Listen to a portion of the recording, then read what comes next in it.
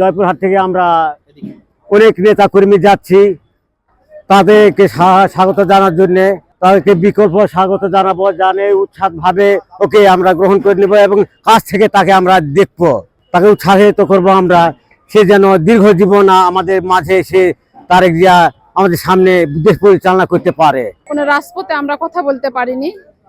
আমরা আমাদের নেতা তারেক রহমান, আমরা তারেক রহমানের উদ্দেশ্যে ঢাকায় রওনা দিচ্ছি। আমরা সবাই প্রত্যেকটা ইউনিয়ন থেকে আমরা জাতীয়তাবাদী মহিলা দল আমরা আছি, থাকবো। তারেক রহমানের আমরা শ্রদ্ধার সাথে স্মরণ করি। RICL TMX, যুগের পর যুগ স্থাপনা থাকে মজবুত।